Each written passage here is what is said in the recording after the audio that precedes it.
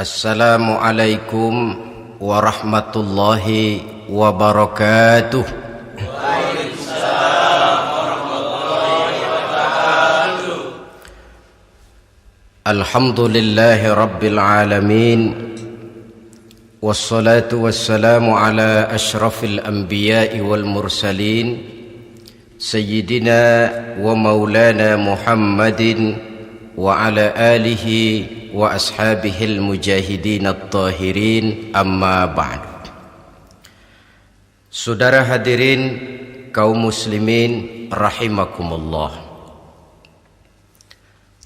Dalam kehidupan sehari-hari kita selalu berhadapan dengan dua hal yang berlawanan, dengan dua hal yang kontroversial kata orang sekarang, yang kita diharuskan memilih satu di antara kedua hal itu.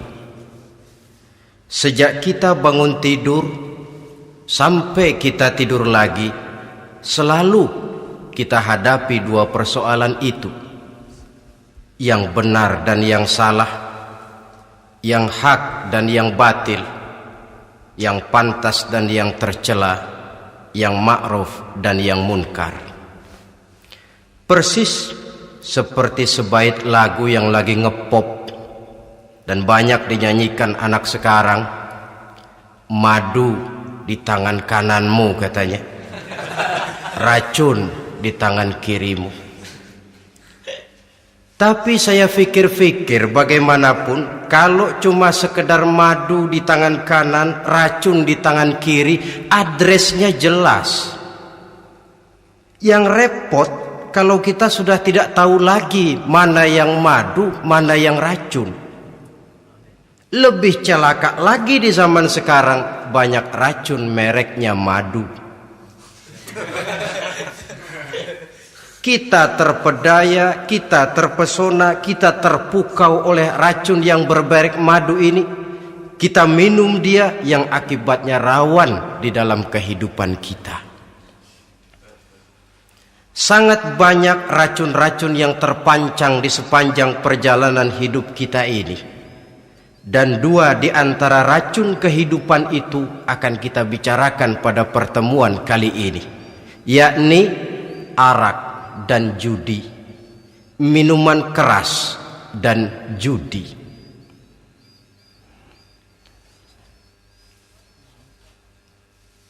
Sebagai yang kita maklum bahwa Islam bertujuan memelihara kemuliaan manusia yang diciptakan fi ahsani taqwim, dalam bentuk yang paling sempurna.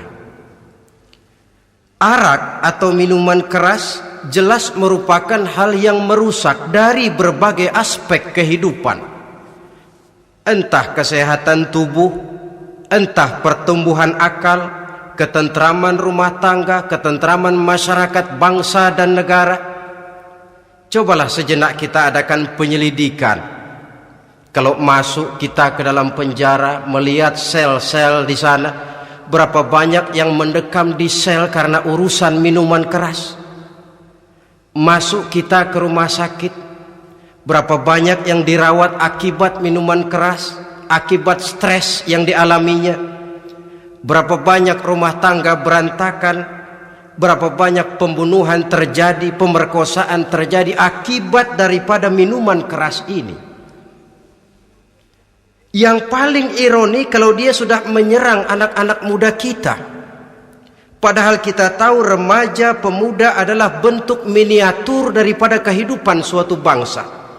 Akan bagaimana warna Indonesia 20, 30, 40 tahun yang akan datang, remaja dan pemuda kita jawabannya. Bahkan dari segi agama pun, akan bagaimana warna Islam di Indonesia 20, 30 tahun yang akan datang, remaja itu pula jawabannya.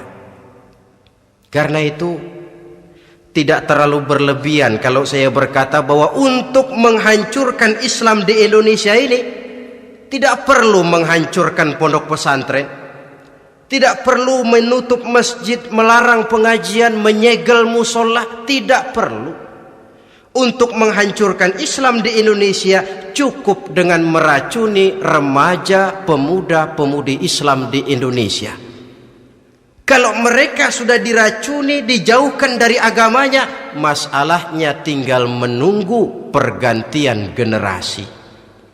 Maka yang jadi pilot proyek jelas remaja, pemuda, termasuk dengan menanamkan pengaruh minuman keras. Ditanamkan ke tengah remaja kita ini untuk jauh dari tuntunan agama. Hei pemuda-pemuda Islam, kalau kau mau jadi pemuda modern, jangan dekat-dekat ke masjid. Masjid khusus 60 tahun ke atas. Sepertinya di depan masjid itu ada papan pengumuman masjid khusus 60 tahun ke atas. Baca Quran kolot. Seiring dengan itu lalu modernisasi diartikan dengan westernisasi. Kau tidak akan bisa jadi pemuda modern sebelum semua yang datang dari barat kau telan mentah-mentah. Kau harus bisa bergaul seperti orang barat, berumah tangga macam orang barat, makan minum seperti orang barat. Kalau nyanyi lagu barat yang orang lain gak ngerti, kamu juga gak tahu.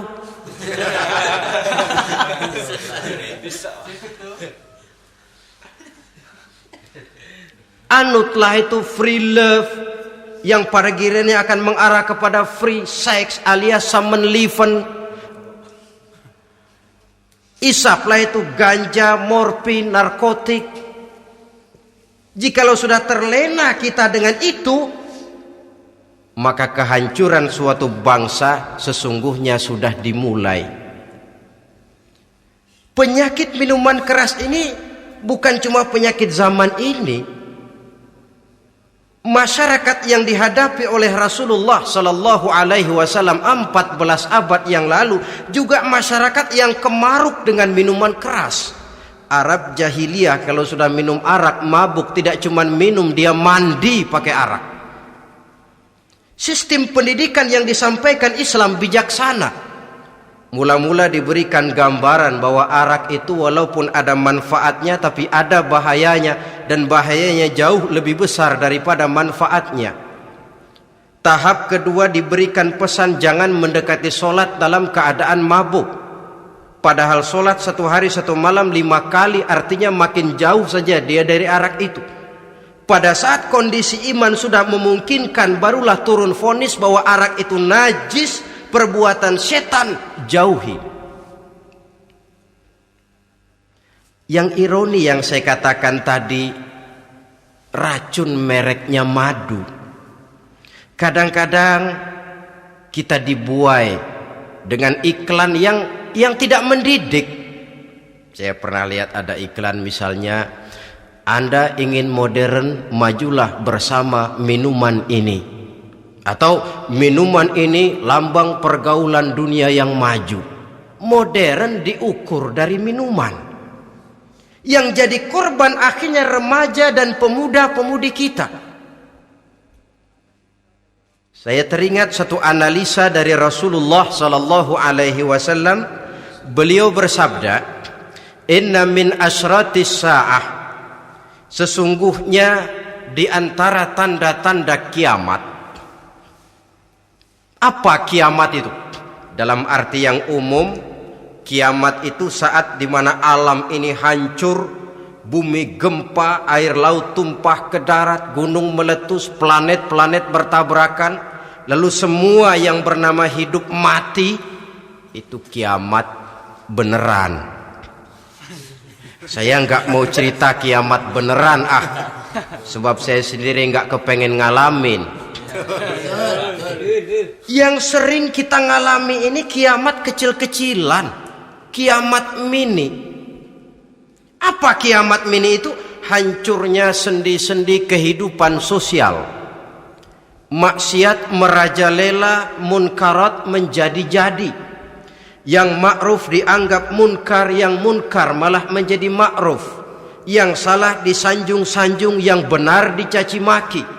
Tuntunan dianggap tontonan, tontonan malah jadi tuntunan. Kan kiamat kalau sudah begitu. Penjungkiran nilai. Kenapa hal semacam ini bisa terjadi? Penyebabnya kata Nabi, pertama ayyurfa'al ilmu. Ilmu diangkat oleh Allah. Bagaimana cara Allah mengangkat ilmu dan apa maksudnya itu? Allah mengangkat ilmu itu, saudara, caranya pertama dengan mewafatkan ulama. Makin banyak ulama wafat, makin banyak ilmu ditarik. Yang kedua, kurangnya minat orang untuk belajar agama. Kalau sudah klop macam itu, artinya agama sudah disudutkan ke pojok-pojok kehidupan. Agama cuma sekedar tinggal dekorasi. Agama cuma seminar, cuma kongres, cuma muktamar. Tapi bahwa agama merupakan realita dalam kehidupan, itu tidak pernah terwujud. Kalau ulama sudah tiada, minat orang belajar agama berkurang, maka ajaran Allah tidak lagi didengungkan orang. Dikala itu wa yudharul jahlu, akan muncullah kebodohan, nampak kebodohan di mana-mana. Muncul permissive society, masyarakat yang merasa boleh hidup dengan kaidah serba boleh. Tidak ada halal, tidak ada haram. Tidak ada hak, tidak ada batil, semuanya serba boleh. Kalau sudah begitu kondisi masyarakat, terjadilah apa yang dianalisa oleh Nabi. Dikala itu wayab suazina, zina dikerjakan berterang-terangan. Orang sudah tidak punya malu. Hidupnya sudah pakai prinsip punya kuping, kuping kebo. Punya muka, muka tembok. Punya kulit, kulit badak. Kalau juga dikasih tahu, malu dong kau tinggal serumah belum nikah. Malu sama siapa? Masyarakat. Allah, masyarakat cuek aja.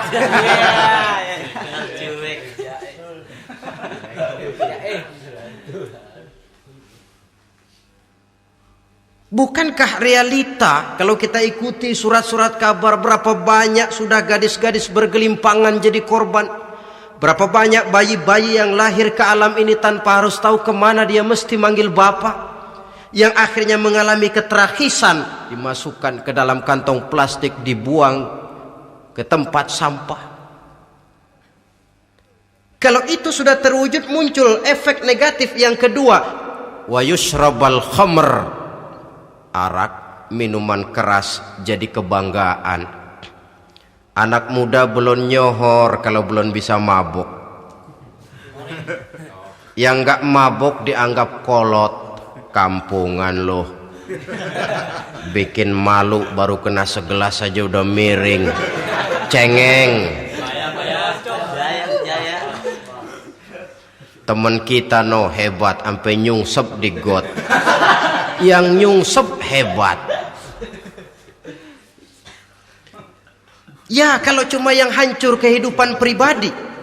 Tapi kalau sudah menyangkut masa depan, yang berarti masa depan suatu generasi adalah merupakan masa depan daripada suatu bangsa. Begitu kerasnya Islam ini melarang minuman keras, sampai bukan cuma sekedar meminumnya saja yang diharamkan, tetapi juga dilarang mengimportnya, memproduksinya, membuka warung yang menjual minuman keras atau bekerja di tempat penjualan minuman keras. Ada juga yang nyerempet-nyerempet, Pak, kalau sedikit kan nggak apa-apa, nggak mabuk ini. Nah, saya ingatkan hadis Nabi diriwayatkan oleh Imam Ahmad, Abu Daud dan Turmuzi.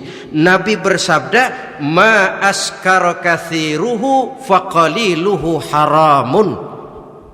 Apa yang banyaknya menyebabkan mabuk, sedikitnya pun tetap haram hukumnya. Memang barangkali mungkin ada manfaatnya, tetapi bahayanya jelas lebih besar ketimbang manfaat yang bisa timbul daripada jenis minuman keras itu sendiri.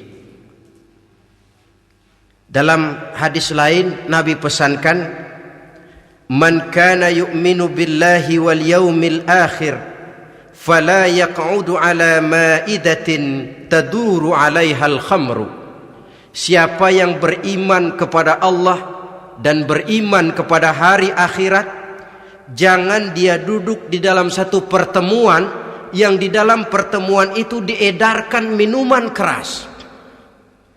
Masuk ke dalam lingkungan macam itu saja tidak diperkenankan. Kenapa? Asyariku fi syarri syarrun. Bersekutu dengan kejahatan, jahat juga hukumnya. Semalam kamu mabuk ya? Enggak, temen. Saya cuma ngebeliin aja kok. Apalagi ngebeliin.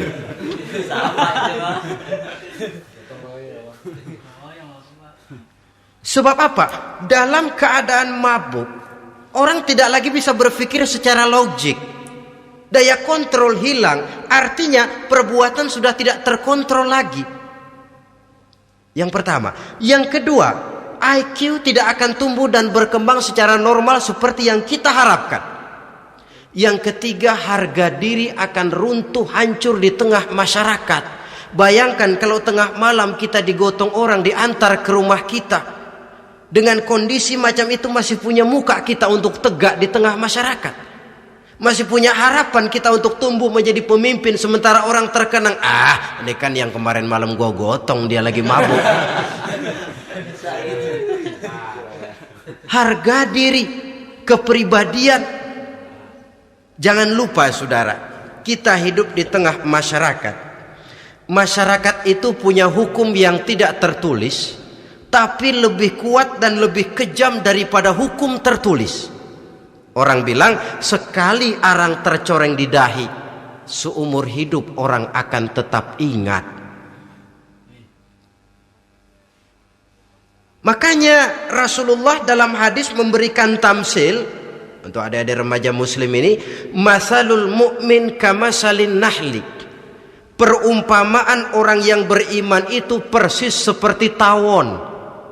Mentalitas orang mukmin persis tawon. Apa mentalitas tawon?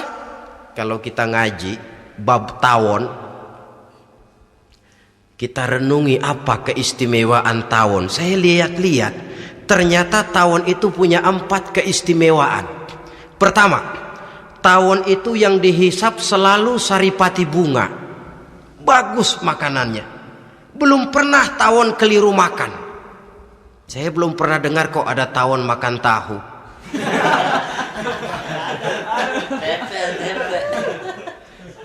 Yang dimakan selalu saripati bunga. Artinya apa? Orang mukmin perutnya itu perut selektif. Yang dimakan yang baik-baik, yang diminum yang baik-baik. Yang baik menurut agama itu adalah yang halal, thayyibat. Perutnya selektif, bukan perut asbak. Kalau asbak puntung apa saja masuk ke dalamnya. Tapi mukmin perutnya ini selektif. Daging kambing masuk, tahu masuk, kangkung masuk, kodok minggir, air kelapa minum, kopi minum. Tapi kalau sudah berbau minuman keras, minggir. Sebab apa? Makanan dan minuman yang kita masukkan ke dalam perut besar ini akan digiling dalam perut besar, akan melahirkan energi, menggerakkan sel-sel pembuluh saraf. Kalau makanan dan minuman itu terdiri dari yang haram, energi yang ditimbulkan olehnya energi yang haram, mempengaruhi sel-sel pembuluh saraf. Orang akan cenderung berpikir yang haram kalau terlalu sering memakan makanan haram. Kalau sudah berpikir kepada yang haram, perbuatan pun akan mengarah kepada yang haram juga. Contoh kecil aja dah, ada nggak maling mikirin majelis taklim? Ada. Karena yang dimakan lebih banyak yang haram, yang dipikir paling-paling nanti malam rumah siapa lagi nih ya? Sudah mengarah ke sana.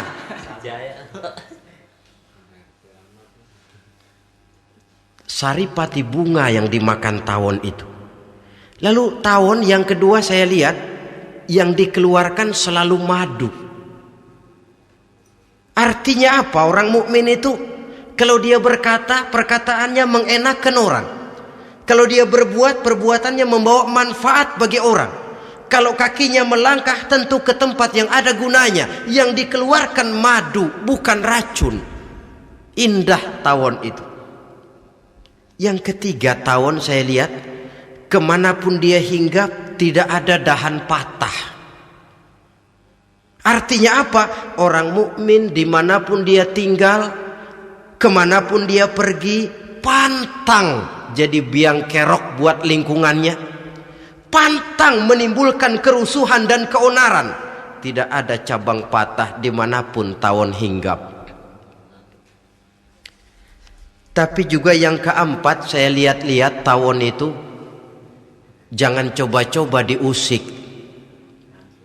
Satu kali dia diusik, kemana orang lari? Nyilem masih ditungguin. Tawon.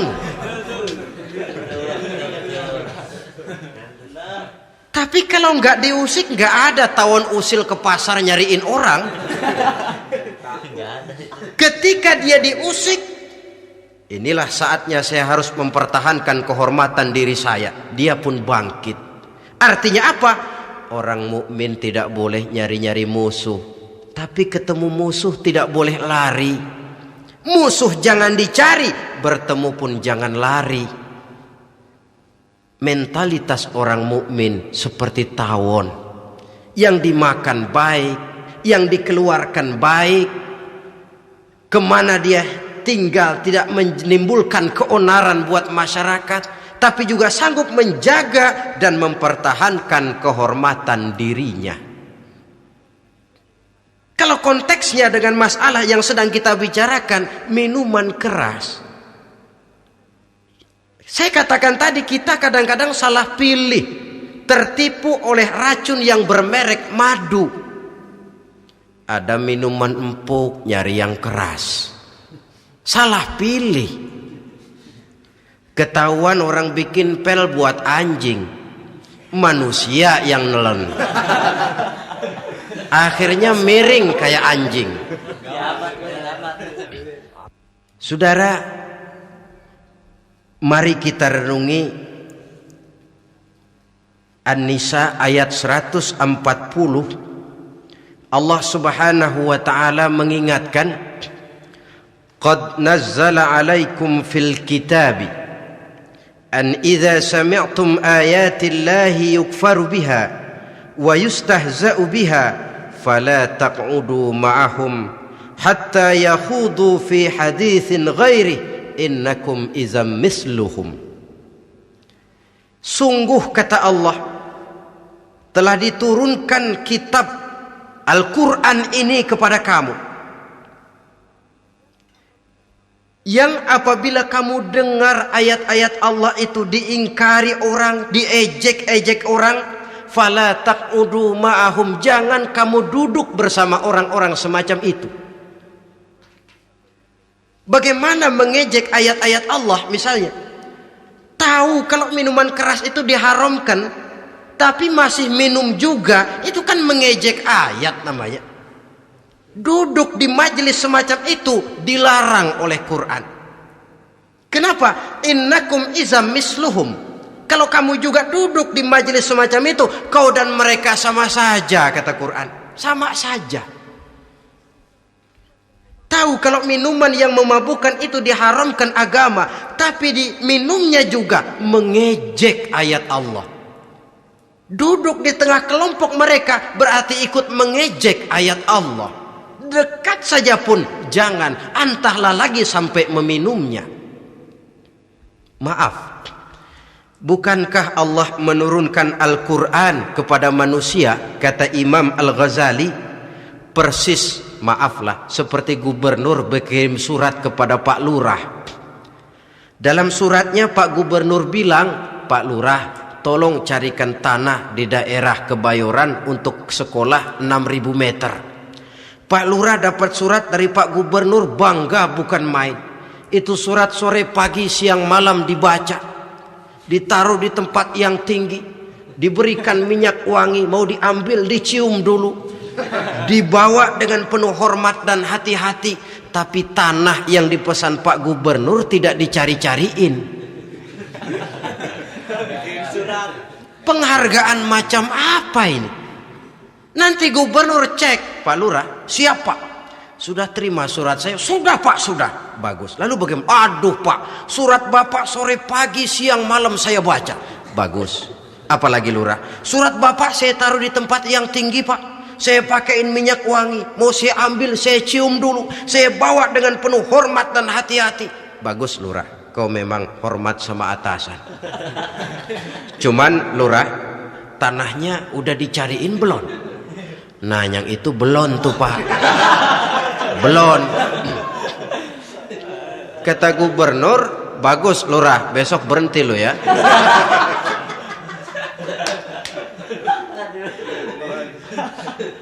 Membacanya memang penting, al-muta'abbad bitilawatihi, beribadah dari sebab membacanya. Tapi setelah kita baca, kita tahu isinya, what next? Mau apa kita dengan isinya itu? Jangan yang kita baca kita injak-injak. Itulah ironinya, bagaimana Quran itu mau membawa keberkahan dalam hidup ini, kalau yang kita baca sering kita injak-injak. Dalam kehidupan kita baca ayat wa ahallallahul bai'a wa harramar riba. Allah halalkan jual beli, Allah haramkan riba, tapi renten ditelan terus.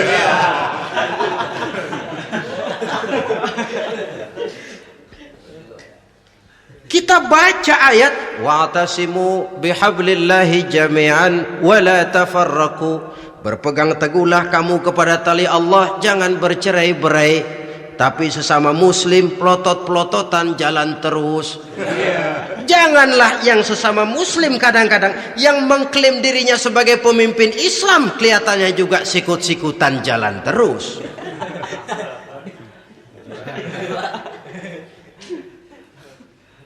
Sehingga tidak heran kalau orang bilang di bawah ngamalin ayat kursi, sudah sampai di atas ayat hilang, tinggal kursi saja yang diamalin. Ironi dan menyedihkan.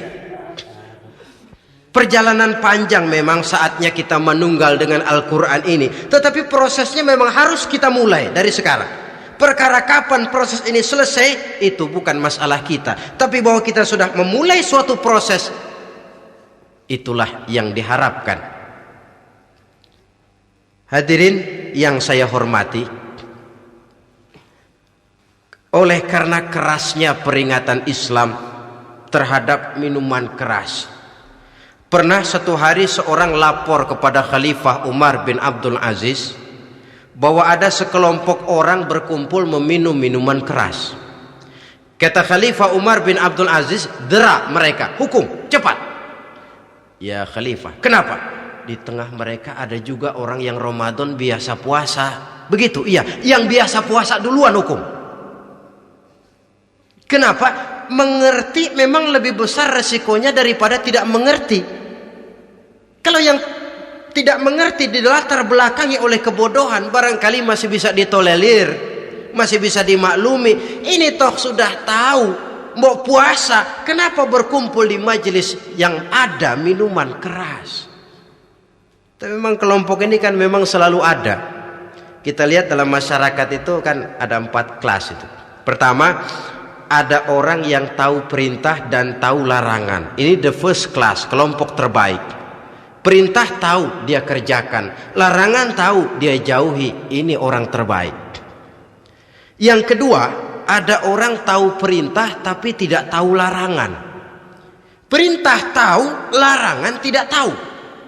Sholat mau, puasa mau, zakat fitrah bayar, nyolong mau, mabuk ayo. Perintah tahu tapi larangan tidak tahu, akhirnya semua dikerjain. Barangkali yang rada bingung malaikat, bagaimana nyatatnya ini, kotor absen. Gelas yang ada di hadapan saya ini, kalau semua diisi air putih macam ini, kan jelas bisa diminum orang. Kalau semua diisi bensin, jelas bisa diminum motor. Tapi Tapi kalau separuh diisi air putih, separuh diisi bensin, kacau. Kalau gelas yang ada di hadapan saya ini sepenuhnya diisi air putih, jelas bisa diminum orang. Kalau sepenuhnya diisi bensin, juga jelas bisa diminum motor. Yang repot kalau separuh diisi air putih, separuh diisi bensin, kacau statusnya. Orang minum mabuk, motor minum pun mogok. Dijual juga tidak laku barang campuran. Inilah makna pernyataan Allah, wala talbisul haqqa bil batil. Jangan kamu campur adukan antara yang hak dan yang batil. Perintah dikerjakan, larangan pun dikerjakan juga. Kelompok ketiga, ada pula manusia yang tahu larangan tapi tidak tahu perintah. Larangan tahu tapi perintah tidak tahu. Jahat sama tetangga tidak. Mencuri tidak, mabuk tidak, zina tidak, sholat tidak, puasa tidak, polos, semua serba tidak. Dan yang terakhir, kelompok keempat, perintah tidak tahu, larangan pun tidak tahu. Ini masuk kelompok makhluk gratis. Misalnya kambing, ayam, kerbau, itu kan makhluk-makhluk yang memang perintah tidak tahu pun larangan juga tidak tahu. Nah, dalam hubungannya dengan ini saya mengajak, marilah kita berusaha sekuat mungkin menjauhkan diri dari minuman keras yang jelas bahayanya dengan hidup tidak jauh dari bimbingan agama. Hadirin kaum muslimin rahimakumullah. Kawan seiring dan sejalan dari minuman keras, judi namanya. Saudara kembar barangkali. Yang satu sering menimbulkan yang lain, tetapi bukan tak jarang keduanya berjalan berdampingan. Posisi judi dan arak ini dalam Quran sama bahayanya. Apa sebab? Mentalitas judi adalah mentalitas sirkeless, lingkaran setan. Artinya yang menang biasanya ketagihan, yang kalah biasanya penasaran. Ini yang menyebabkan orang tidak mau berhenti. Kalau dia menang, dia ingin mencoba untuk menang dalam jumlah yang jauh lebih besar lagi. Kalau dia kalah, dia penasaran, kenapa hari ini kalah? Barangkali sial, besok malam saya tebus. Mental semacam ini memang sulit untuk berhenti. Kenapa judi diharamkan dalam Islam? Pertama, seorang muslim di dalam berusaha mencari harta, dia harus mengikuti sunnatullah. Kata kita orang muslim, hukum alam kata orang sekarang, natural of law bahasa kerennya. Berusaha menurut hukum kausal, memasuki rumah dari pintunya, menunggu suatu akibat dari sebab yang kita lakukan. Bahwa kalau begini mesti begitu. Karena kita memang terikat oleh permainan yang disebut hukum alam ini. Hidup bukan undian, jangan mengharap untung besar tanpa mau peras keringat. Satu pagi Khalifah Umar bin Khattab radhiyallahu an masuk ke masjid. Beliau lihat ada orang sedang berdoa khusyuk betul. Ditunggunya 2 menit, 3 menit, sampai 10 menit lebih belum juga selesai. Agak lama orang itu berdoa. Selesai berdoa, dihampiri orang itu oleh Sayyidina Umar. Beliau tanya, saudara, lagi apa tadi itu? Berdoa ya Khalifah. Minta kepada Allah? Tentu minta kepada Allah. Minta apa kamu? Minta rezeki. Sudah lama? Dari tadi habis sembahyang subuh. Dapat? Belum. Ya memang kata Sayyidina Umar, inna sama la tumtiru zahaban wala fiddatan. Langit itu tidak mungkin akan menghujankan emas, tidak mungkin pula menghujankan perak. Jadi orang dilarang duduk bermalas-malas menunggu keajaiban yang datang dari langit. Karena memang hidup ini bukan undian, jadi jangan mengharap untung besar tanpa mau peras keringat. Di dalam berusaha kita terikat oleh sunnatullah. Kalau begini sebab penyebabnya, akan begini akibat yang ditimbulkannya. Yang kedua, Islam menjadikan harta manusia itu sebagai benda berharga yang dilindungi. Mengambilnya dengan judi termasuk memakan harta orang lain dengan cara yang batil. Yang ketiga, judi itu sendiri dapat menimbulkan permusuhan dan pertentangan antara para pemain itu sendiri. Meskipun kelihatannya kompak duduk dalam satu meja yang saling berhadap-hadapan, yang kalah kelihatannya pasrah, tetapi kan itu cuma kulit permukaan. Batinnya bagaimanapun juga yang kalah itu tetap mendendam. Sedangkan yang kalah di samping mendendam juga mengomel, mencaci mungkin ya lawan bermainnya, ya mungkin juga dirinya sendiri. Dan yang keempat, judi itu merusak aktivitas hidup, membuat orang membuang waktu dengan tidak terasa, dan yang pada gilirannya melupakan orang kepada tanggung jawab. Wah, kalau sudah memegang kartu, konon kabarnya, saya sendiri alhamdulillah belum pernah, lupalah orang anak, lupalah orang kepada istri, lupalah orang kepada tanggung jawab. Waktu pun berlalu tanpa terasa. Apalagi kalau sudah diiming-iming oleh gambaran akan memperoleh keuntungan yang besar. Termasuk di dalam judi itu undian, apapun namanya. Yang usaha ke arah ini seharusnya tidak dipermudah, walaupun dengan embel-embel dana kemanusiaan, sumbangan sosial. Saya tidak begitu yakin, saudara, bahwa bangsa Indonesia ini sudah begitu menipis rasa kemanusiaannya sehingga untuk berlaku sosial mesti diimbangi dengan hadiah sekian juta rupiah. Saya tidak percaya bahwa umat Islam di Indonesia sudah begitu tipis rasa kasih sayangnya kepada sesama sehingga sulit mengeluarkan bantuan kalau tidak diimbangi dengan hadiah yang sekian puluh juta rupiah. Yang saya khawatir apa? Pada gilirannya di negeri ini akan makin banyak penghayal-penghayal kelas berat,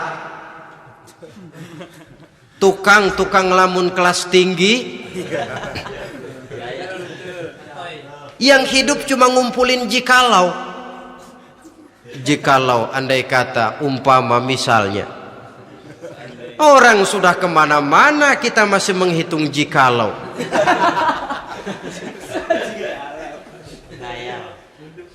Orang boleh saja mengharap burung terbang tinggi, tapi punai di tangan jangan dulu dilepas. Artinya idealisme silahkan terbang setinggi langit, tapi kaki harus tetap berpijak di alam realita. Bahwa memang lebih baik makan singkong dalam kenyataan daripada makan roti tapi ngimpi.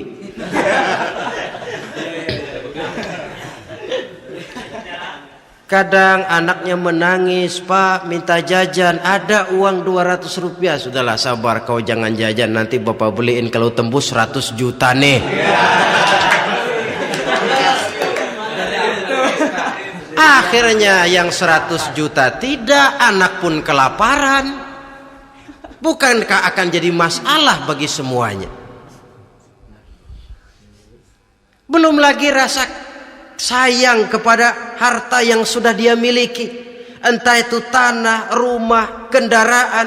Kalau sudah kadung kala di meja judi, hilang rasa sayang kepada benda itu. Ada rumah-rumahnya dilelang, ada kendaraan-kendaraan jadi taruhan, ada jam tangan pun copot tanpa terasa. Maka berapa banyak rumah tangga berantakan, istri minta cerai, orang jadi nekat merampok. Orang jadi nekat mencuri, korupsi kalau dia pejabat. Akibat apa ini? Pengaruh yang namanya judi. Saudara kaum muslimin, ma'asyiral muslimin rahimakumullah. Itu sebabnya di dalam surah Al-Maidah ayat 90 Allah menekankan, innamal khamru wal maisir wal ansab wal azlam rijsun min amali syaitan fajtanibuhu la'allakum tuflihun.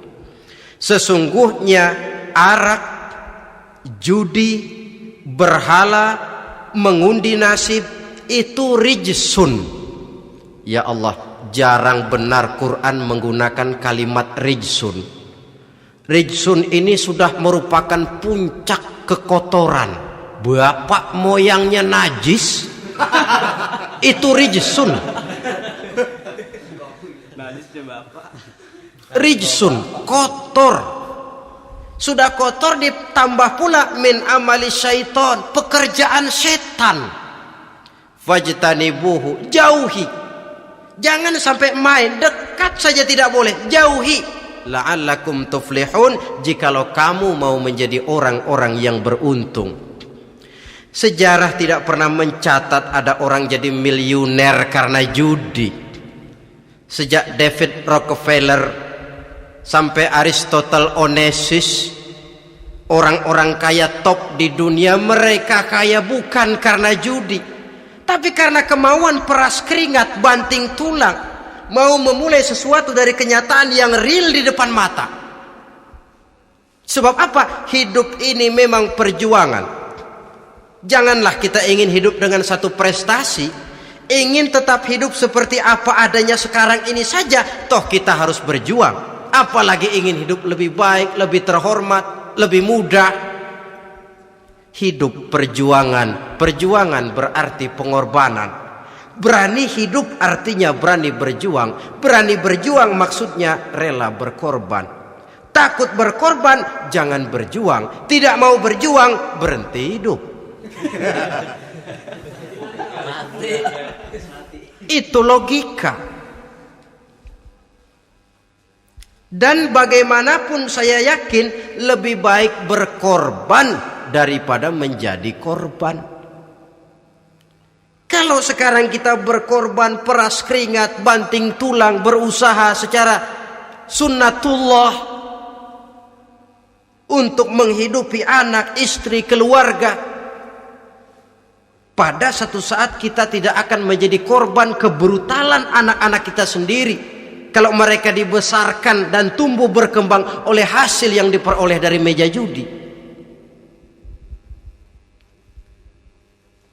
Ayat 91 Al-Maidah ini lebih memperkuat lagi.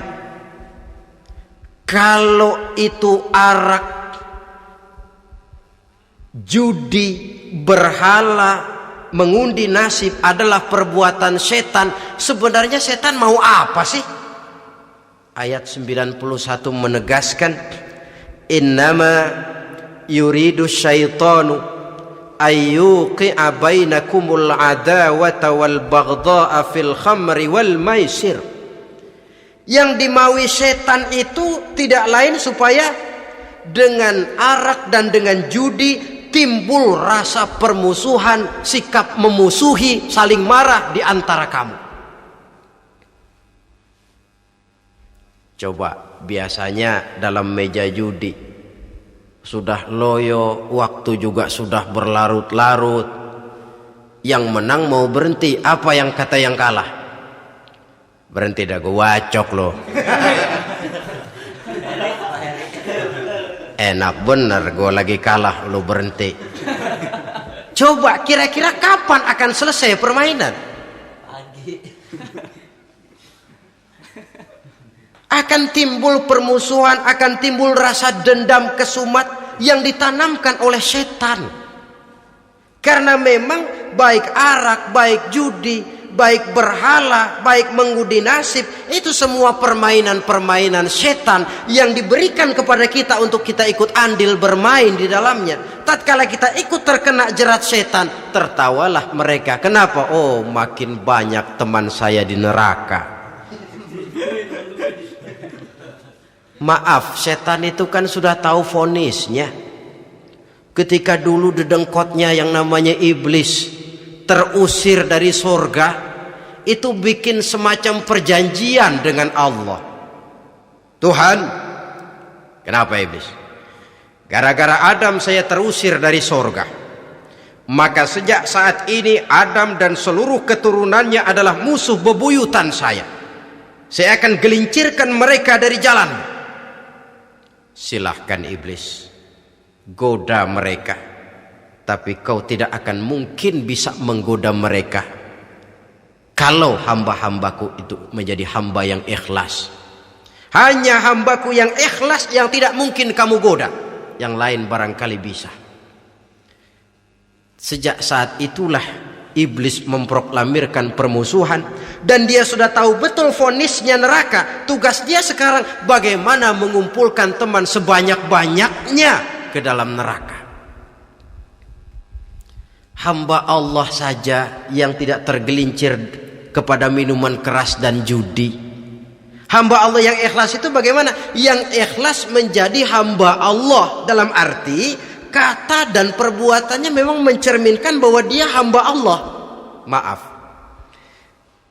di zaman sekarang ini kan banyak orang cuma berkata saya hamba Allah mulutnya, tapi perbuatannya membuktikan dia hamba setan, hamba dunia, hamba harta, budak jabatan, budak nafsu. Tidak sesuai antara ucapan dan perbuatan.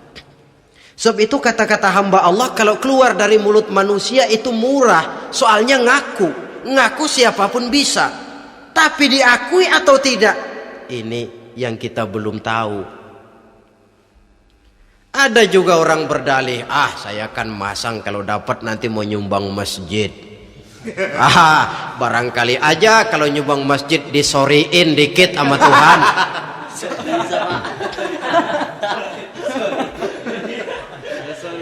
Apa bisa begitu? Saudara, kita tidak mungkin mencuci kain dengan air najis. Innallaha thayyibun, kata Nabi, la yaqbalu illa thayyiba. Allah itu baik dan hanya menerima yang baik. Bahwa dalam Islam tujuan yang baik harus dicapai dengan prosedur yang baik. Bahwa niat menyumbang masjid bagus, tapi hasil daripada judi atau undian tidak akan menyampaikan kita kepada tujuan itu. Tidak boleh mencuri kain walaupun niatnya untuk sholat. Kalau nyolong kain niatnya buat sembayang, dimaafin kali. Walaupun sholatnya sah, mencuri kainnya tetap saja dosa. Islam tidak menghalalkan segala cara untuk mencapai suatu tujuan. Bahwa tujuan yang baik harus dicapai dengan cara yang baik juga. Dan penyakit judi ini juga bukan penyakit baru.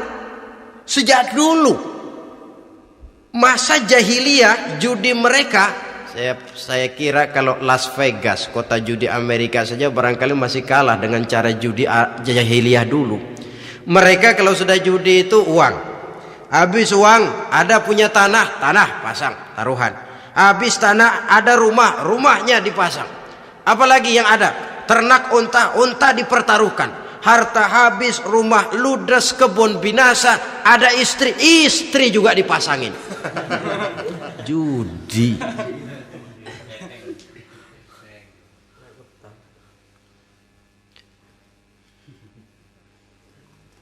Kita sebagai muslim oleh Al-Quran dijelaskan orang yang mempunyai dua tujuan hidup. Pertama tujuan jangka pendek, yang kedua tujuan jangka panjang. Tujuan jangka pendek dunia dan seluruh isinya. Tujuan jangka panjang adalah akhirat dan ridho Allah. Ini yang terpantul dalam doa setiap kita, Rabbana atina fid dunya hasanah wa fil akhirati hasanah. tercapai tujuan jangka pendek fid dunya hasanah, dan tujuan jangka panjang wa fil akhirati hasanah. Untuk mencapai tujuan jangka pendek, merangkul dunia dan seluruh isinya, apa yang jadi modal utama? Pertama, pendidikan. Makin tinggi jenjang karier pendidikan yang kita tempuh, rasa-rasanya makin mudah menjangkau dunia dan isinya.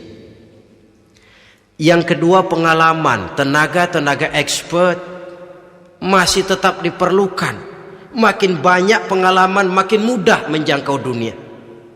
Yang ketiga, dan ini ada tapi tidak bisa dijadikan pegangan, faktor nasib, faktor kebetulan. Ada tapi tidak bisa dijadikan pegangan mutlak. Pendidikan, pengalaman, ingin menjangkau fid dunya hasanah, ini modal utama. Lalu untuk mencapai fil akhirati hasanah, prestasi ibadah. Bagaimanapun tinggi pangkat dan jabatan kita, bagaimanapun banyak gelar kita sandang, tanpa prestasi ibadah, nol besar kita dalam pandangan Allah. Itu sebabnya kita sholat. Jadi tidak beralasan kalau orang ditanya, kenapa sih kamu nggak sholat? Ah, tetangga saya sholat melarat terus. Memang sholat itu bukan untuk mencari uang kok. Kalau ada orang yang rajin sholat, rezekinya kelihatan lancar, itu cuma sekedar persekot. Uang muka, cashnya tetap di akhirat nanti. Efeknya apa? Karena kita punya tujuan jangka panjang, mengharap ridho Allah di akhirat, cara kita mencapai tujuan jangka pendek dibatasi oleh pertanyaan, Allah ridho apa enggak? Kita cari uang, tapi pertanyaan pokok, Allah ridho enggak cara ini? Kita mengejar kedudukan, tapi Allah ridho enggak dengan cara ini? Ini yang menyebabkan kita lantas tidak lalu menghalalkan segala cara. Yang penting tujuan tercapai, cara apapun halal. PKI kan cuma PKI yang berprinsip asal tujuan tercapai, cara apapun halal. Dan kita sudah sepakat PKI dan seluruh ajarannya tidak berhak hidup di bumi Pancasila ini. Cuma jangan sekedar PKI-nya dikutuk tapi ajarannya dipakai.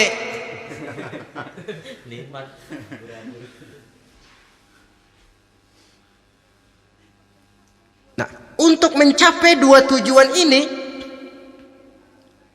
Islam mengajarkan sistem keseimbangan. Sehingga Nabi sabdakan, "I'mal lidunyaka ka'annaka ta'ishu abada, wa'mal li akhiratika ka'annaka tamutu ghada." Bekerjalah buat duniamu seolah-olah kau akan hidup untuk selamanya, tetapi bekerjalah untuk akhiratmu seolah-olah kau akan mati besok. Jadi kalau kita sudah sholat menghadap Allah, usolli fardal maghrib, Allahu Akbar, ingat seolah-olah kita akan mati besok supaya timbul khusyuknya. Tapi kalau kita sudah bekerja, kuliah, bekerja, belajar di tempat tugas, ingat seolah-olah kita akan hidup selamanya supaya timbul gairah kerja. Jangan dibalik. Di kantor ingat mati, lemas terus. Ngapain kerja sungguh-sungguh bakalan mati. Lagi sholat ingat Duta Merlin, Altiron Plaza, ya kacau. Salah pasang, tidak pada tempatnya. Untuk mencapai fid dunya hasanah ini, Islam mengajarkan tempuh jalur yang mengikuti sunnatullah. Itu yang dihargai oleh agama. Terikat oleh hukum kausal bahwa kalau ini yang saya usahakan hasilnya akan begini. Perkara nanti hasil tidak seperti yang kita harapkan, baik sangkalah kita kepada Allah. Sebab kita tidak tahu rahasia apa di belakang itu. Kadang orang mengeluh, habis saya rajin sholat tapi rezeki seret, berhenti aja dah. Kita tidak tahu rahasia di belakang itu. Pernah hadirin, satu hari seorang petani, dia selesai bekerja di ladang, istirahat. Dia tidur di bawah sebuah pohon beringin. Di sebelah pohon beringin itu ada pohon labu. Dia berpikir, kalau saya lihat-lihat Tuhan nggak adil katanya. Masa pohon beringin pohonnya besar, buahnya kecil. Pohon labu pohonnya kecil, buahnya gede. Tuhan bukan arsitek ulung ini.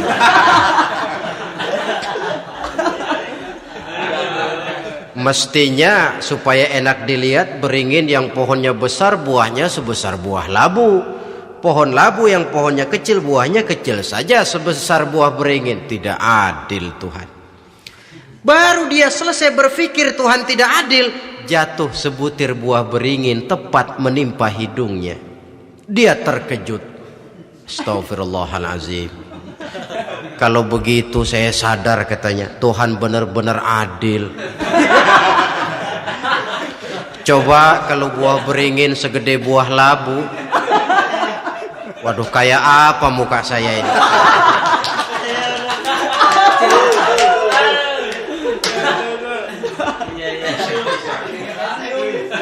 Baru terbuka pandangan matanya setelah berhadapan dengan kenyataan.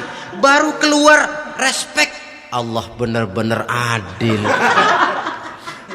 Padahal semenit yang lalu dia masih berkata, Tuhan bukan arsitek ulung.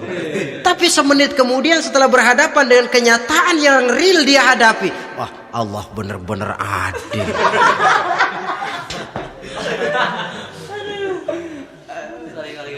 Itulah kehidupan ini.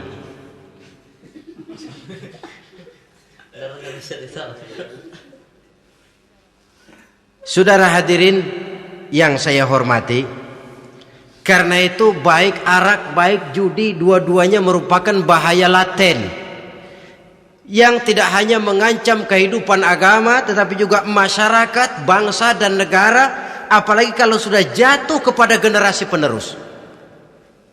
Dan yang bagaimanapun juga saya berpikir sebenarnya remaja, pemuda, pemudi kita cuma korban dari suatu sistem. Sebab ini merupakan tanggung jawab bersama. Ulama mubalik macam saya paling wewenangnya cuma ngomong. Yang punya SK untuk memberhentikan pabrik minuman keras itu kan Menteri Perindustrian. Tangan-tangan eksekutif.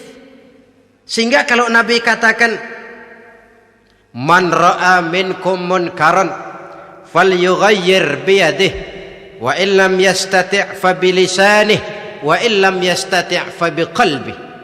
Apabila salah seorang kamu melihat suatu kemunkaran termasuk minuman keras dan judi di dalamnya, rubah itu. Dengan cara apa? Kalau kau mampu dengan tangan, artinya power, kekuatan. Kalau dengan tangan tidak mampu, ini orang kalau gue pukul gue yang melintir nih. Umpamanya fabilisani, dengan lidah ngomong. Mas, saya senang sampean tinggal di sini, kampung kami tambah warga, tapi tolonglah jangan bawa pengaruh yang tidak baik. Kalau ternyata bicara pun tidak berani, fabiqalbi, cukup dalam hati, sekurang-kurangnya tidak ikut membenci kemungkaran dalam hati, itulah kadar iman yang paling lemah. Ini secara umum. Tapi kalau hadis ini kita mau adakan semacam, katakan description of job bahasa kerennya, kita adakan pembagian tugas. Siapa yang harus merombak kemungkaran dengan power? Penguasa, pemerintah, sebab dia punya aparat. Siapa yang merombak kemungkaran dengan lidah? Ulama, kiai, mubalik, ngomong. Siapa yang hanya merubah kemungkaran dalam hati? Kita umumnya rakyat lemah ini, yang mau ngomong gak berani tapi hati pegel. Nah, kalau sudah ada pembagian tugas semacam itu, insya Allah masing-masing akan berjalan pada relnya. Dan pada akhirnya selamatlah kita, bangsa Indonesia, umat Islam pada khususnya, dari bahaya, baik bahaya minuman keras maupun bahaya judi, menyelamatkan bangsa dan yang lebih lagi menyelamatkan masa depan kita. Sekianlah saudara pertemuan kita pada saat ini, mudah-mudahan ada manfaatnya. Terima kasih atas segala perhatian, mohon maaf atas segala kekurangan. Usikum wa nafsi bitaqwallah. Wassalamualaikum warahmatullahi wabarakatuh.